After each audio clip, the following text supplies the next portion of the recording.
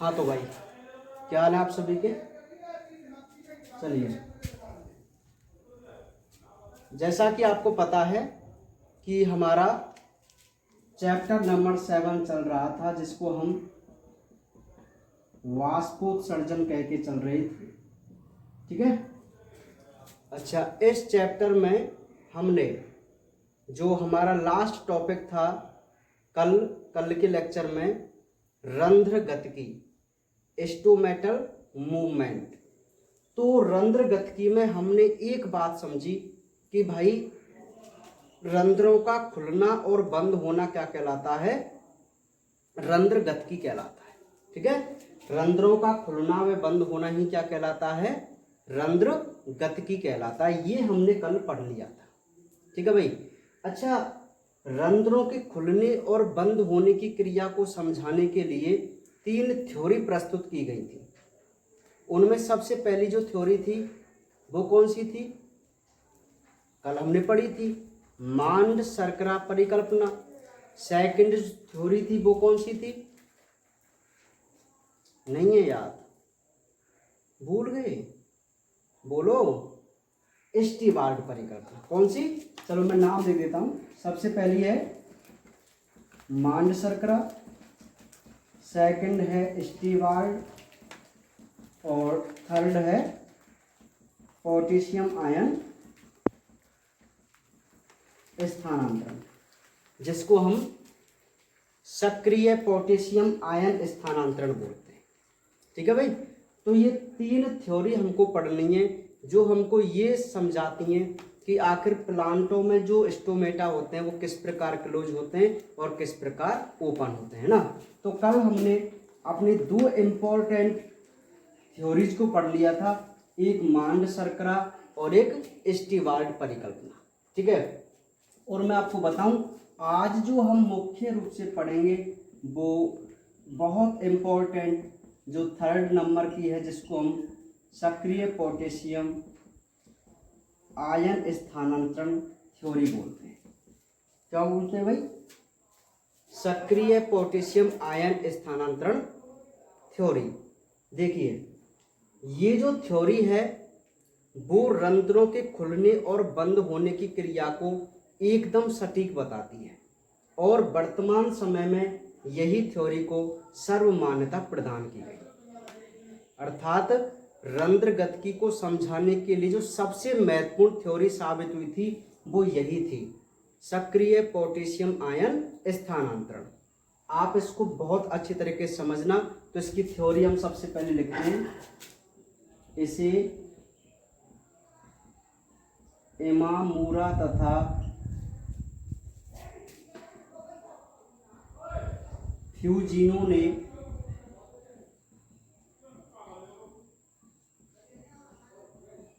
रूपांतरित किया,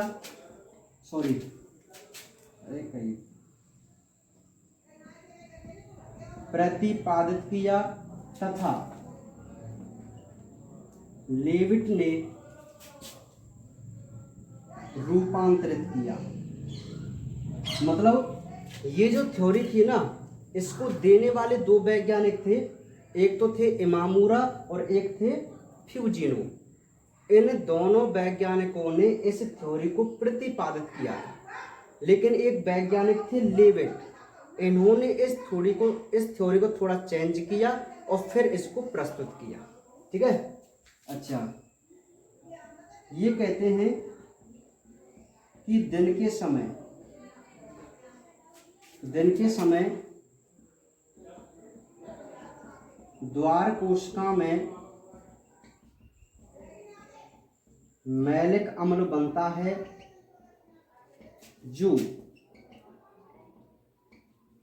वियोजित होकर मैलेट व H+ बनाता है। पोटेशियम सहायक कोशिका से द्वार कोशिका में आता है तथा H+ बाहर निकलता है। पोटेशियम मैलेट से क्रिया कर पोटेशियम मैलेट बनाता है, जिससे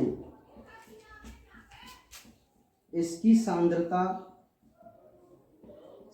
किसकी, मतलब द्वार कोशिका की, यहां लिख देता हूं मैं ना, द्वार कोशिका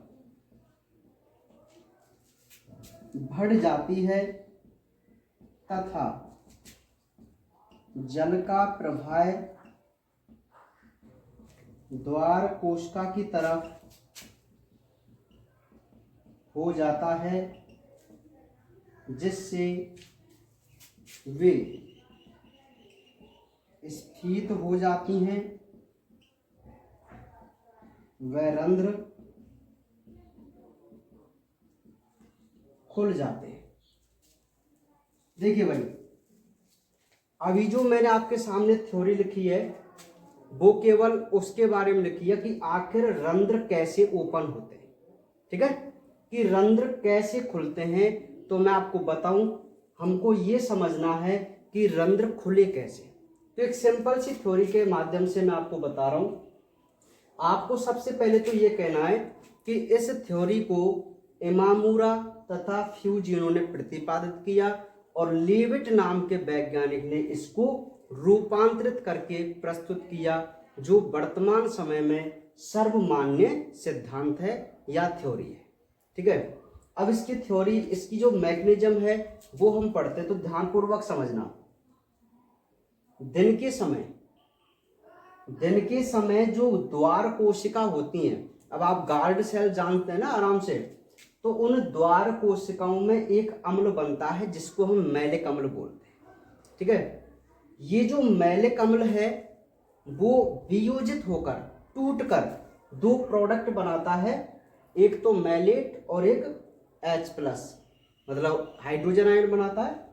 तो मैलिक अम्ल टूटा कहां पर है, द्वार कोशिका में, और इनके साइड में सहायक कोशिका या समीपवर्ती कोशिका होती हैं, होती नहीं होती। तो जो सहायक कोशिका होती हैं, उन सहायक कोशिकाओं में होता है पोटेशियम। कौन होता है, पोटेशियम। तो पोटेशियम सहायक कोशिका से, पोटेशियम सहायक कोशिका से द्वार कोशिका में आता है। देखो, द्वार कोशिका में अभी कौन सी चीज प्रेजेंट है, मैलेट और H+, है ना। तो हुआ क्या, जो पोटेशियम था वो सहायक कोशिकाओं से द्वार कोशिकाओं की तरफ आया, और जो H+ था वो द्वार कोशिकाओं से सहायक कोशिका की तरफ गया। एक्सचेंज हुआ आयनों का। समझ में आ गई बात, आयन स्थानांतरण। बात समझो मेरी, थ्योरी क्या है, आयन स्थानांतरण। तो देखो, हाइड्रोजन आयन और पोटेशियम आयन का आपस में दोनों कोशिकाओं के बीच आयन स्थानांतरण हो रहा है, नहीं हो रहा, हो रहा है ना। जो पोटेशियम है वो कहां से आ रहा है, समीपवर्ती कोशिका से। कहां आ रहा है, गार्ड सेल में, और गार्ड सेल में कौन था, मैलेट। तो H+ जब निकला तो वहां मैलेट रह गया, तो वहां कौन सा प्रोडक्ट बनेगा, जो पोटेशियम है द्वार कोशिका में स्थित मैलेट से क्रिया कर पोटेशियम मैलेट बनाता है। क्या बनाता है, पोटेशियम मैलेट। और ये जो पोटेशियम मैलेट पदार्थ होता है ना, ये उस द्वार कोशिका की सांद्रता को बढ़ा देता है। और अब आप समझदार हैं, यदि इस द्वार कोशिका की सांद्रता बढ़ गई तो जो जल का प्रवाह है वो समीपवर्ती कोशिका से द्वार कोशिका की तरफ हो जाता है, और जिससे वो स्फीत हो जाती है और रंध्र खुल जाते हैं, ठीक है। तो आप इस थ्योरी का स्क्रीनशॉट ले सकते हैं, बिल्कुल सटीक थ्योरी है, ठीक है।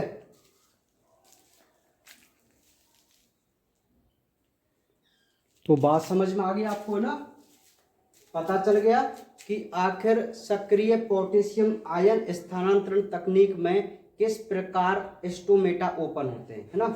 एक अभी तो हम थ्योरी समझ रहे हैं, जब एक डायग्राम बनाएंगे तब इसको और क्लियर प्रकार से हम समझेंगे, ठीक है।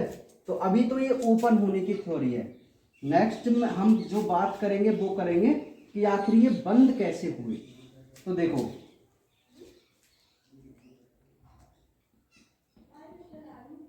रात्रि में प्रकाश संश्लेषण नहीं होता, जिससे द्वार कोशिका में CO2 की मात्रा बढ़ जाती है, जिससे मैलिक अम्ल स्टार्च में बदल जाता है और बहिःपरासरण द्वारा जल द्वार कोशिका से बाहर निकल जाता है, जिससे वे शिलत हो जाती हैं और रंध्र बंद हो जाते हैं। ठीक है, तो रंध्र कैसे बंद होते हैं?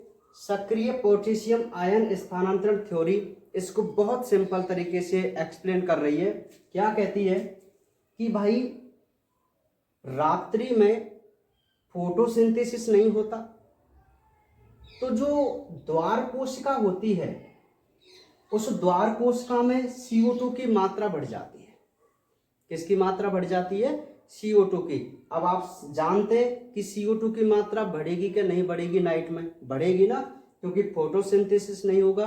फोटोसिंथेसिस में CO2 का उपयोग ग्लूकोज बनाने में किया जाता था, लेकिन रात्रि में फोटोसिंथेसिस नहीं होता, जिससे गार्ड सेल में जो CO2 है उसकी क्वांटिटी में वृद्धि हो जाती है ना। अब जैसे ये CO2 बढ़ती है तो जो मैलिक अम्ल बना था, मैलिक अम्ल, वो स्टार्च में बदल जाता है। अब आप जानते हैं कि जो स्टार्च होता है वो सांद्रता को कम करता है, क्योंकि वो घुलता नहीं है। और जैसे ही मैलिक अम्ल स्टार्च में बदला, उसकी सांद्रता कैसी हो जाएगी? कम हो जाएगी।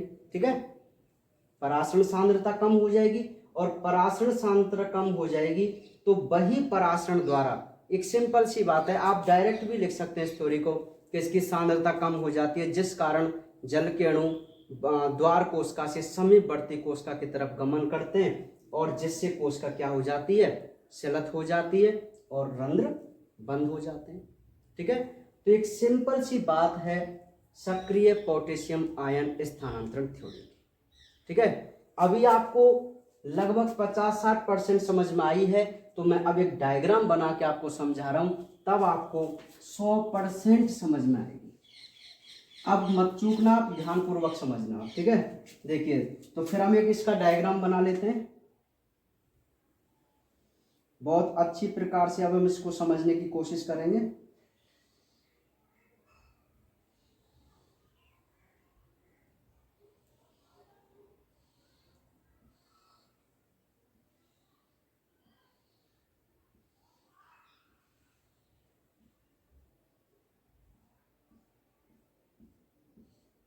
ठीक है, हाँ भाई, देखिए भाई, ये जो हमारे पास डायग्राम है वो एक स्टोमेटा या मैं कहूं एक रंध्र उपकरण का है। ठीक है, ये द्वार कोशिकाएं हम सभी जानते हैं, ये रंध्र है, और ये हमारी समीपवर्ती कोशिका जिनको हम सहायक कोशिका कह के चलते हैं। ठीक है, अब हमें ये देखना है कि आखिर ये जो रंध्र हैं वो ओपन कैसे होते हैं। सबसे पहले तो यही समझेंगे। अभी हमारे पास जो एक रंध्र है वो एक नॉर्मल रंध्र है, जिसको ना तो हम बंद कह सकते हैं ना ही खुला हुआ कह सकते हैं। ठीक है भाई, अच्छा, अब देखिए ध्यानपूर्वक समझना।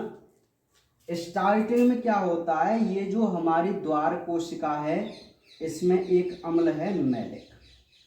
ठीक है, ये जो द्वार कोशिका है इसमें कौन है? मैलिक अम्ल है। ये मैलिक अम्ल टूटकर दो प्रोडक्ट बनाता है, एक तो मैलेट और एक H+।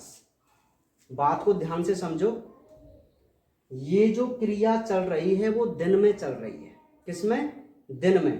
तो दिन में क्या होता है कि जो हमारी गार्ड सेल हैं द्वार कोशिका, इन गार्ड सेल में एक प्रोडक्ट होता है मैलिक अम्ल, और ये मैलिक अम्ल टूटकर दो पदार्थ बनाता है, मैलेट और H+। तो ये मैलिक अम्ल तो खत्म हो गया। अब हमारी गार्ड सेल में दो पदार्थ हैं, एक मैलेट और एक H+। ठीक है, हमारी जो समीपवर्ती कोशिकाएं होती हैं उनमें पोटेशियम आयन होते हैं। क्या होते हैं भाई? पोटेशियम आयन होते हैं। और इसमें क्या है? H+ ion. किसमें? द्वार कोशिका में। समझ में आ गई बात है ना? यहां तक आपको कोई दिक्कत नहीं है ना? कितनी सिंपल सी बात है कि भाई स्टार्टिंग हमको द्वार कोशिका से करनी है कि द्वार कोशिका में मैलिक अम्ल होता है जो वियोजित होकर मैलेट और H+ बनाता है ना? H+ बना दिया। फिर आप लिखेंगे कि समीपवर्ती कोशिकाओं से जो पोटेशियम होता है वो आता है द्वार कोशिका की तरफ। किधर आता है? द्वार कोशिका की तरफ। और जो H+ होता है, H+ वो आता है कहां?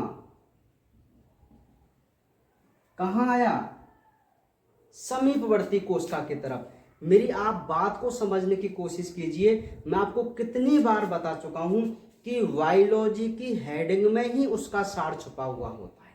देखो, सक्रिय पोटेशियम आयन स्थानांतरण, यानी कि जो पोटेशियम आयन होता है उसके एक्सचेंज होने से रंध्रों का खुलना और बंद होना डिपेंड करता है। तो देखिए यहां पर कि जो सक्रिय पोटेशियम आयन था उसने स्थानांतरित किया कहां? समीपवर्ती कोशिका से द्वार कोशिका की तरफ। बदले में द्वार कोशिका से H+ आयन कहां आया? समीपवर्ती कोशिकाओं में आया।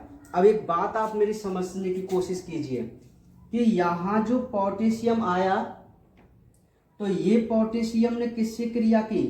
मैलेट से, द्वार कोशिकाओं में। तो यहां पर एक प्रोडक्ट बना जिसको हम कहते हैं पोटेशियम मैलेट।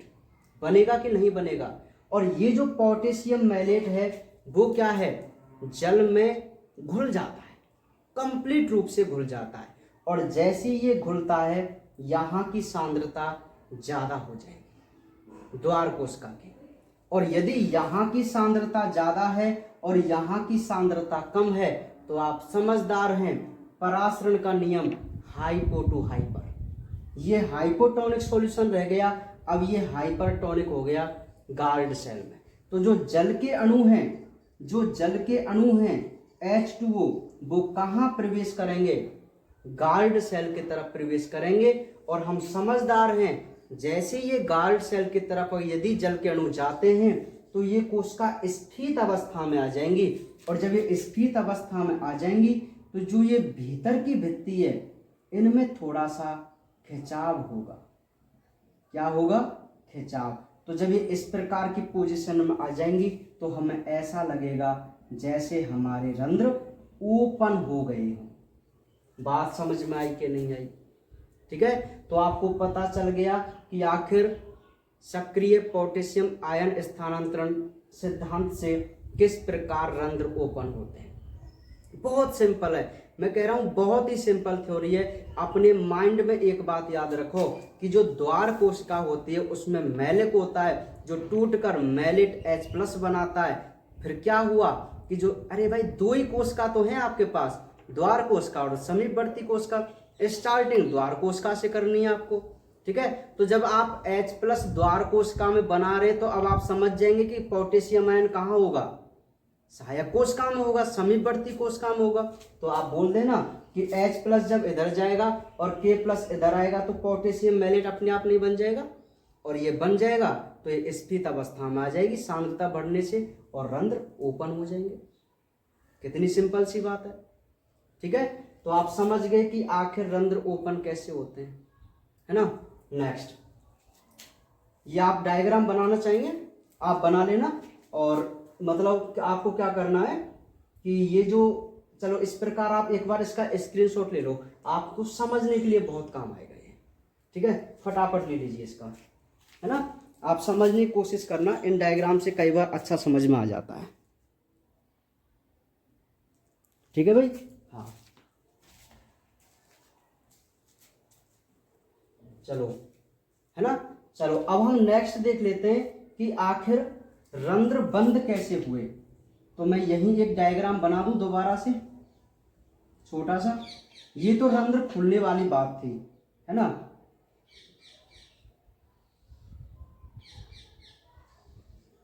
अब हम देखते हैं कि आखिर जो रंध्र है वो बंद कैसे होते हैं।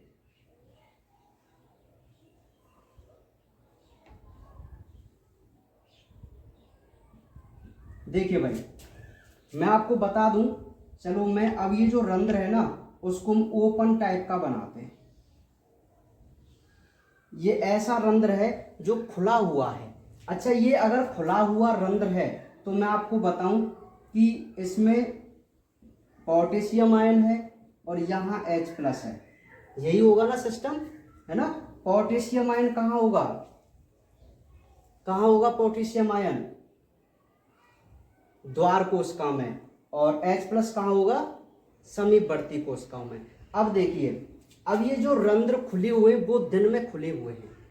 जैसे जैसे शाम होती है, शाम होती है तो फोटोसिंथेसिस की क्रिया रुक जाती है, प्रकाश संश्लेषण की। और प्रकाश संश्लेषण की क्रिया जब रुक जाती है ना तो पता है क्या होता है, जो CO2 थी उसकी मात्रा यहाँ पर ज्यादा हो जाएगी द्वार कोशिका में। और जब द्वार कोशिका में CO2 की मात्रा ज्यादा हो जाएगी तो मैं आपको बता दूं कि ये जो पोटेशियम है वो वापस कहाँ चला जाएगा, कहाँ चला जाएगा, समीपवर्ती कोशिका में। और H+ कहाँ जाएगा, वापस यहाँ पर आ जाएगा। समझ में आ गई बात। अब H+ यहाँ मैलेट है तो H+ और जो मैलेट हैं, H+ और मैलेट, ये दोनों दोबारा से बना देंगे क्या, मैलिक अम्ल। क्या बना देंगे, मैलिक अम्ल। और जो मैलिक अम्ल है वो अत्यधिक CO2 की वजह से चेंज हो जाता है स्टार्च में। नहीं आई आपको बात समझ में। मैं चित्र के हिसाब से थोड़ा इसको अलग समझा रहा हूं पूरे कंसेप्ट से।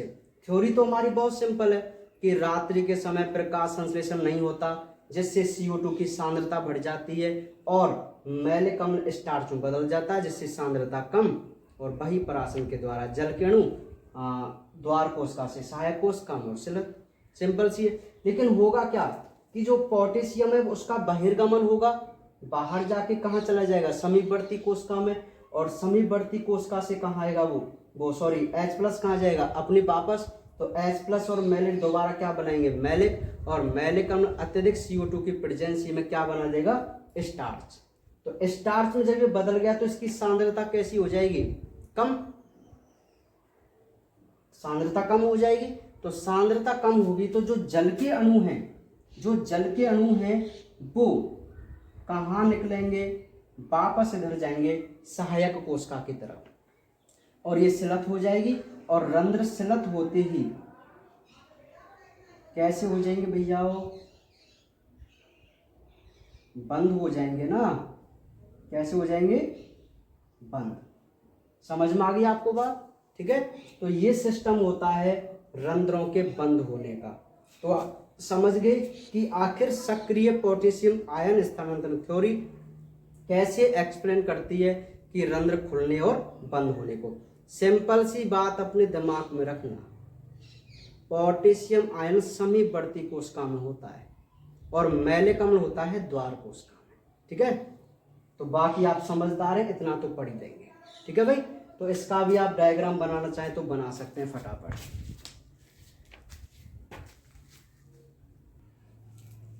ठीक है। चलो, तो ये आपको समझ में आ गई सक्रिय पोटेशियम आयन स्थानांतरण की थ्योरी। ये तो थ्योरी है।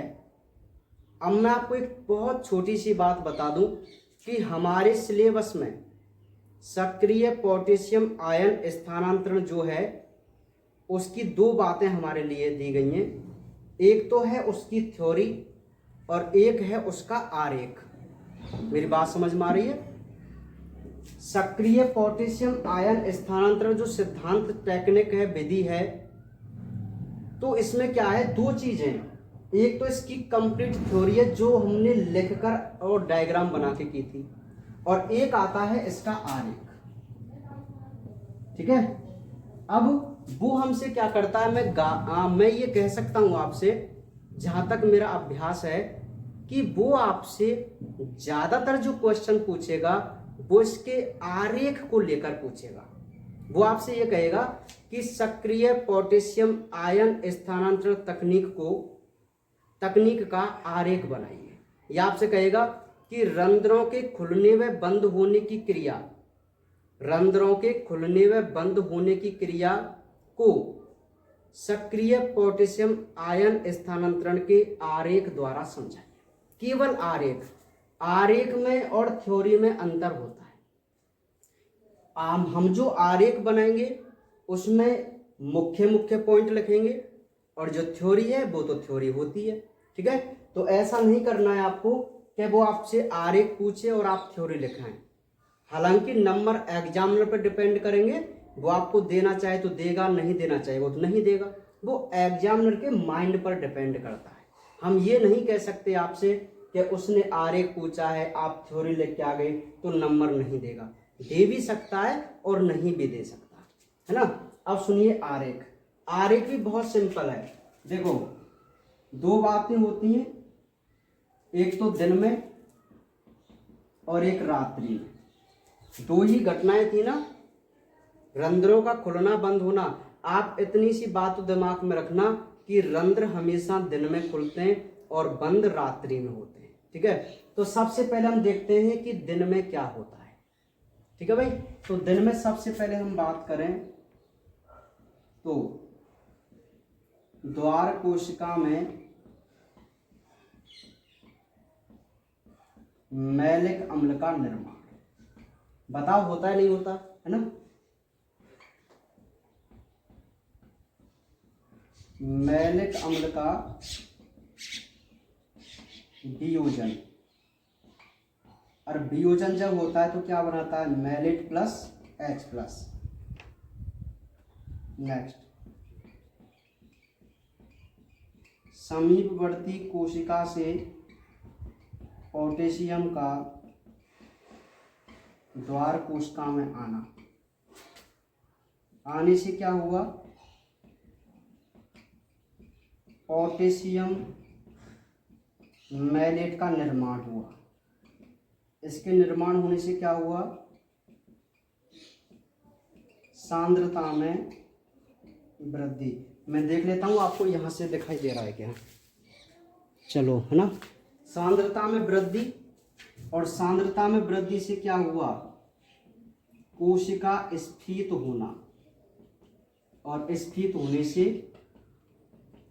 रंध्रों का खुलना। ठीक है, सेम हम रात्रि में देखते हैं।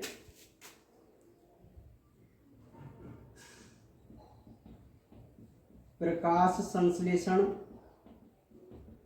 के बंद होने से CO2 में वृद्धि।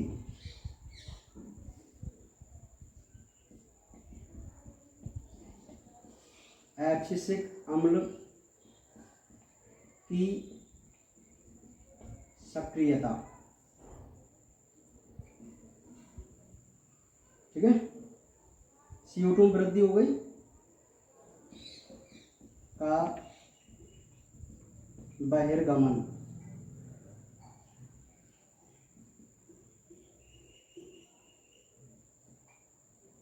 पोटेशियम का बहिर्गमन, सांद्रता में कमी,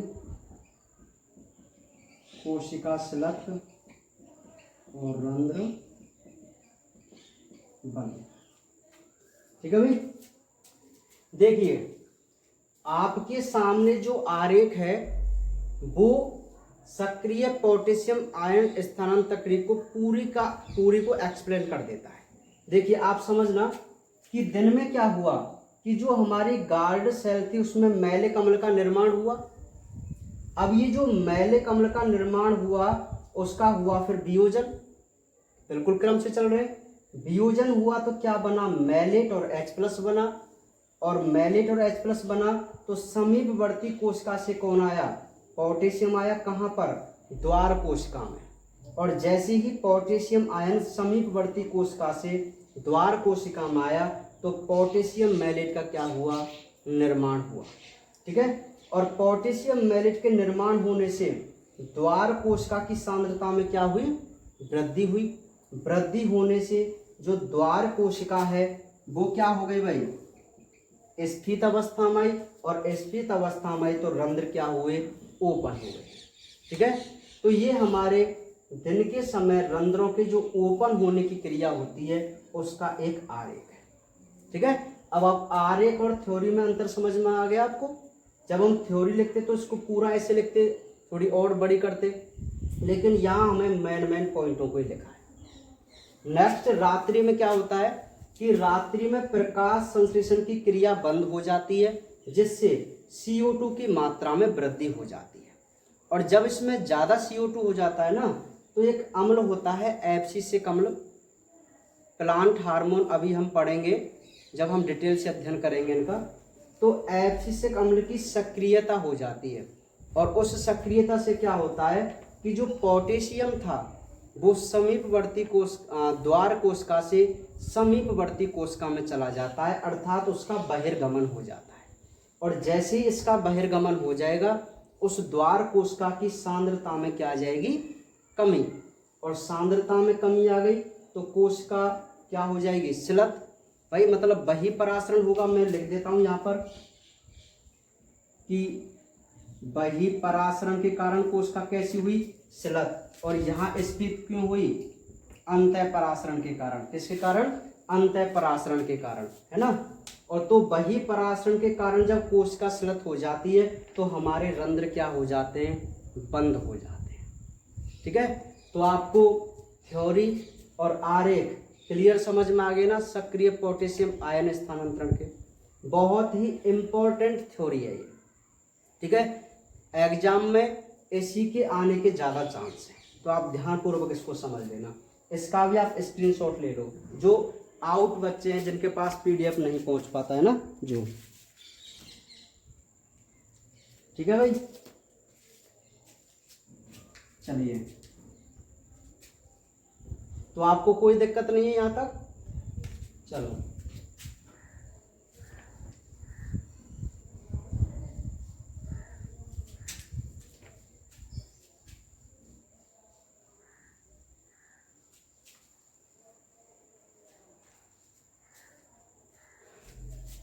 अब नेक्स्ट हमारे सिलेबस में मैं आपको बता दूं, कुछ बच्चे कह रहे थे कि सर आपने जल को प्रभावित करना, जल अवशोषण को प्रभावित करने वाले कारक नहीं कराए।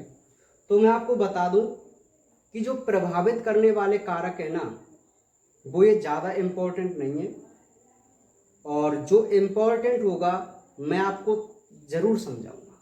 ठीक है, आप टेंशन मत लेना कि हमने छोड़ दिया, मुझे सारा याद रहता है कि मैं कब कौन से टॉपिक को करा रहा हूँ। ठीक है भाई, हाँ, आप टेंशन मत लेना, जो मैं करा रहा हूँ ना आप तो उसी पे ध्यान दीजिए। मैं कई टॉपिकों को उचित समय आने पर भी कराता हूँ। मुझे उचित लगता है ना कि इस जगह पर मैं इस टॉपिक को समझाऊंगा तब ज़्यादा बेनिफिट मिलेगा, तो इसलिए आप बिल्कुल टेंशन मत रखा करो। जो मैं टॉपिक आपको करा रहा हूँ आप उन्हीं पर ध्यान दिया करो। ठीक है, हाँ, लेकिन यदि किसी बच्चे को एडवांस में वो कोई शब्द समझना है तो वो मेरे से कभी भी पूछ सकता है। ठीक है, हाँ, चलिए भाई, अब प्रभावित करने वाले जो कारक है वो कोई ज़्यादा इम्पोर्टेंट नहीं है, तो हम उनको बाद में देख लेंगे। ठीक है, चलिए, अब नेक्स्ट जो क्वेश्चन है एक बहुत इम्पोर्टेंट क्वेश्चन और लाइन है, वो क्या है, वाष्पोत्सर्जन पौधों में होने वाली एक आवश्यक बुराई है, क्यों। बात को जरा ध्यानपूर्वक समझो, ये क्वेश्चन बहुत इंपॉर्टेंट है और थोड़ा अलग प्रकार से भी क्वेश्चन है। कैसे है भाई? क्वेश्चन ये कहता है कि जो ट्रांसपायरेशन की क्रिया होती है प्लांटों में, पौधों में जो बाष्पोत्सर्जन की क्रिया होती है वो एक आवश्यक बुराई है। आवश्यक बुराई, इसका क्या मतलब हुआ? मतलब एक सिंपल सी बात है कि बाष्पोत्सर्जन एक बुराई है, एक कमी है प्लांटों में, लेकिन ये कमी बहुत जरूरी है। समझ में आ गया आपको बात? क्वेश्चन का अर्थ समझ में आ गया? क्वेश्चन क्या कहता है? वो ये कहता है कि ट्रांसपायरेशन पौधों के लिए एक बुराई है, एक कमी वाली बात है, एक हानि वाली बात है, लेकिन फिर भी ये जरूरी है। तो आप स्पष्ट कीजिए कि बाष्पोत्सर्जन पौधों के लिए क्यों जरूरी है, जबकि ये पौधों के लिए हानि पहुंचाता है, एक बुराई है उसके लिए, फिर भी ये जरूरी क्यों है? तो मैं आपको बता दूं, इस क्वेश्चन का अर्थ आपको सबसे पहले समझना है। तो क्या अर्थ आपको समझ में आया इस क्वेश्चन का? आपको ये समझना है कि भाई बाष्पोत्सर्जन पौधों में होने वाली एक बुराई है, एक कमी है, क्योंकि आप जानते हैं इससे जल की हानि होती है। भाई किसी चीज की हानि हो रही है तो वो कमी प्लांट के अंदर है ना, लेकिन लेखक ये कहता है कि इस कमी का होना बहुत जरूरी भी है। तो कोई ना कोई रीजन होगा ना जिस कारण से लेखक ये कह रहा है कि ये आवश्यक बुराई है। ठीक है, तो ये क्वेश्चन है, ये अपने आप में एक क्वेश्चन है जो मैंने लिखा है। तो इसका जो आंसर की मैं बात करूं तो वो क्या है? बाष्पोत्सर्जन से पौधों को लाभ व हानि दोनों होती है। इससे निम्न लाभ हैं। सबसे पहला, इससे रसारोहण की क्रिया होती है। नेक्स्ट, इससे जल व खनिज लवणों का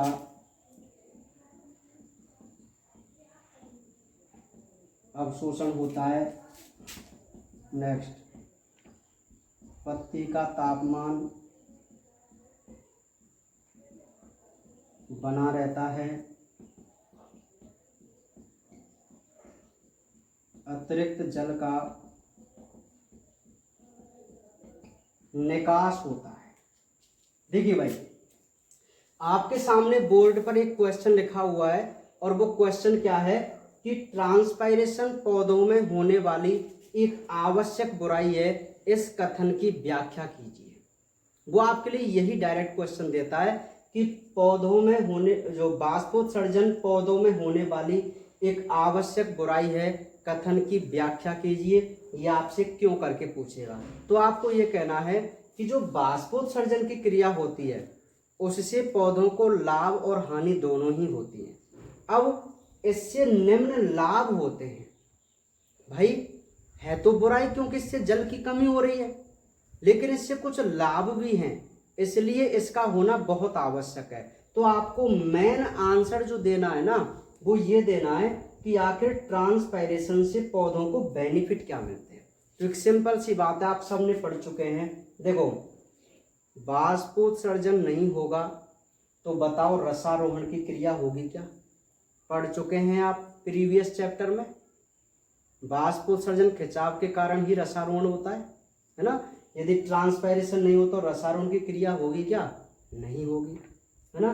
नेक्स्ट, जल और खनिज लवणों का अवशोषण होता है। समझदार हैं, रसारोहण होता है तभी जल और खनिज लवणों का अवशोषण होता है, जो कि प्लांटों के लिए बहुत आवश्यक है। ठीक है। नेक्स्ट, पत्ती का तापमान नियत रहता है। आप जानते हैं कि जैसे हमारी बॉडी से पसीना निकलते हैं ना तभी हमारा टेम्परेचर बना रहता है। ठीक है, तो इसी प्रकार जब पत्ती से जल बाष्पित होकर निकलता है तो उस प्लांट का तापमान भी बना रहता है। और जो प्लांटों में एक्स्ट्रा वाटर होता है उसका भी ट्रांसपायरेशन से क्या होता रहता है, निकास होता रहता है। ठीक है, तो इस प्रकार ट्रांसपायरेशन से पौधों को 4 प्रकार के लाभ मिलते हैं। इसलिए हम कह सकते हैं कि बाष्पोत्सर्जन पौधों में होने वाली एक आवश्यक बुराई। ठीक है, तो फटाफट स्क्रीनशॉट लीजिए क्योंकि बहुत इंपॉर्टेंट क्वेश्चन है। ठीक है भाई, चलिए, तो ये आपको क्वेश्चन समझ में आ गया। नेक्स्ट, अब 2 छोटे छोटे से टॉपिक हैं, उनको आप फटाफट समझ लीजिए। नेक्स्ट जो टॉपिक है वो है बिंदु स्राव, जिसको हम गटेशन बोलते हैं। ठीक है, पत्तियों के उपांतों से जल का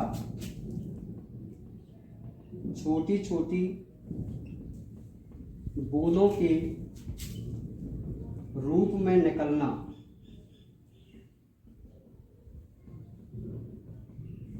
बिंदु स्राव कहलाता है। एग्जाम्पल, ब्रायोफिल्लम घास। देखो, एक बहुत ही अच्छी सी क्रिया होती है कुछ प्लांटों में, और वो क्या होती है कि पत्तियों के उपांत होते हैं उसके किनारे। जैसे मैं आपको एक बताऊं, ये हमारे सामने कोई लीफ है, तो ये जो पत्ती के उपांत हैं ये वाले, ठीक है, ये पत्ती के उपांत जिनको मार्जिन्स कहते हैं। तो कई बार क्या होता है कि जो जल की बूंदें होती हैं वो इन उपांतों से निकल आती हैं, ऐसे ये जल की बूंदें हैं। ठीक है, तो इसी क्रिया को हम बिंदु स्राव कहते हैं। अरे भाई, बाष्पोत्सर्जन और बिंदु स्राव में अंतर है। बाष्पोत्सर्जन तो रंध्र के द्वारा होते हैं और रंध्र कभी भी किनारों पर नहीं होते, रंध्र सतहों पर होते हैं, है ना। लेकिन ब्रायोफिल्लम प्लांट और घास का जो पौधा है, आलू है, अरवी है, इन पौधों की पत्तियों पर जो किनारे हैं उन किनारों पर एक छिद्र होता है, और इस छिद्र को हम बोलते हैं जल छिद्र। क्या बोलते हैं? जल छिद्र, या हम कह सकते हैं जल रंध्र। और जल रंध्र के बीच में एक छिद्र होता है जिसको जल छिद्र कहते हैं। अरे एक सिंपल सी बात समझो आप, तो पत्तियों के किनारों से जल का छोटी छोटी बूंदों के रूप में निकलना क्या कहलाता है? बिंदु स्राव कहलाता है। ये आपको डेफिनेशन समझ में आ गई? ठीक है, अब मैं आपको इसकी छोटी सी एक क्रिया विधि बताता हूँ, है ना, कि आखिर ये कैसे होता है। तो देखो, ये मान लेते हैं एक पत्ती है, ठीक है, तो इस पत्ती में क्या है, ये हमारी वाहिनिका है, जाइलम वाहिनिका। ठीक है, समझ में आ गई बात। अब ये पत्ती का किनारा है, तो इस पत्ती के किनारे पे ये जो रंध्र है उसको हम कहते हैं जल रंध्र। क्या कहते हैं? जल रंध्र। ये पत्ती का किनारा है, और इस जल रंध्र में एक छिद्र होता है जिसको हम कहते हैं जल छिद्र। ये छिद्र जो है ना हमेशा ओपन रहता है, खुला रहता है, कभी बंद नहीं होता। अब इसके नीचे, जल छिद्र के नीचे कुछ सेल्स होती हैं,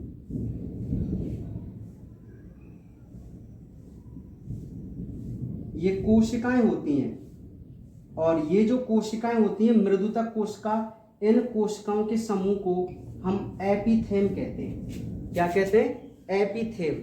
और ये जो एपिथेम कोशिकाएं ना, इनका संपर्क होता है जाइलम की वाहिनिकाओं से। अरे भाई, एक पत्ती की सिरा है, ये सिरा, सिरा जानते हैं आप? पत्ती की सिरा मैंने आपको बनाई थी, बीचों बीच में ऐसे होती है, पत्ती में कुछ इस प्रकार होती हैं, ये मुख्य सिरा, ये सिरिकाएं। ठीक है, तो सिरा के अंत में जैसे ये सिरिकाएं, तो यहाँ पर होगा जल रंध्र। समझ में आ गई बात? यहाँ पर जहां जहां सिरा होंगी ना वहीं पर जल रंध्र होगा। तो मैंने इसको अनुप्रस्थ काट लिया है एक जूम करके। ठीक है, तो देखिए ये जल रंध्र है, इसके बीच में एक छिद्र है जिसको हम जल छिद्र कहते हैं, और जल छिद्र के नीचे कुछ मृदु तकी कोशिका हैं जिनको हम एपिथेम कोशिका कहते हैं, और ये एपिथेम कोशिका का संपर्क होता है जाइलम की वाहिनिकाओं से, है ना। तो होता क्या है कि जब बाष्पोत्सर्जन नहीं होता तो उस पौधों में जल की मात्रा बढ़ जाती है। जब पौधों में जल की मात्रा बढ़ जाएगी तो जाइलम में पानी ज़्यादा हो जाएगा, जिससे जल की बूंदें इस जाइलम से बाहर निकलकर एपिथेम में आ जाती हैं, और ये एपिथेम क्या करता है, उस एक्स्ट्रा जल को यहाँ से जल छिद्र के द्वारा बाहर निकाल देता है, ठीक है। और इसी क्रिया को हम क्या कहते हैं, गटेशन यानी कि बिंदु स्राव कहते हैं, ठीक है। तो आप इस डायग्राम को भी बना लेना बुक से अच्छी तरीके से, थोड़ा टाइम कम है इसलिए मैंने आपको ऐसे बता दिया, ठीक है। तो आपको समझ में आ गया गटेशन क्या है, कि पत्तियों के किनारों से जल का छोटी छोटी बूंदों के रूप में निकलना क्या कहलाता है, बिंदु स्राव कहलाता है, ठीक है। हाँ, तो बहुत सिंपल सी ये बात है। एक छोटी सी आपसे परिभाषा ही पूछेगा, वो केवल है कि बिंदु स्राव क्या है। नेक्स्ट और जो लास्ट टॉपिक है वो है रस स्राव, जिसको हम ब्लीडिंग कहते हैं। तो एक बहुत छोटी सी बात है कि पौधे के कटे भाग से रस का बाहर आना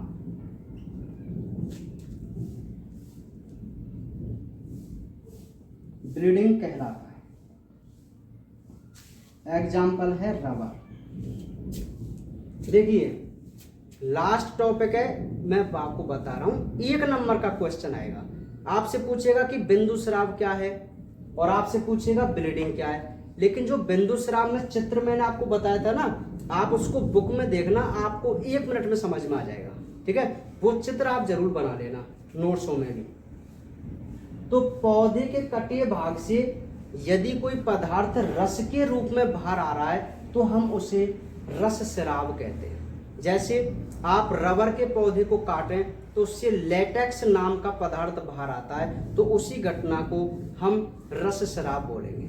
जैसे आक के पौधे को आप तोड़ो या उसमें कट लगाओ तो दूध सा बाहर आता है ना, तो वही क्रिया क्या है, रस स्राव है। क्या है भाई, रस स्राव, ठीक है। तो ये आज हमारा पूरा चैप्टर कंप्लीट हुआ, जिसको हम बाष्पोत्सर्जन कह के चल रहे थे। तो आपको समझ में आ गया पूरा चैप्टर बाष्पोत्सर्जन, जिसमें इंपॉर्टेंट जो क्वेश्चन है वो है रंध्र की संरचना, फिर रंध्र गतिकी की परिभाषा, मांड शर्करा परिकल्पना, सक्रिय पोटेशियम स्थानांतरण का आरेख, उसके बाद बाष्पोत्सर्जन आवश्यक बुराई है क्यों, उसके बाद बिंदु स्राव क्या है उसका चित्र, और लास्ट में रस स्राव क्या है।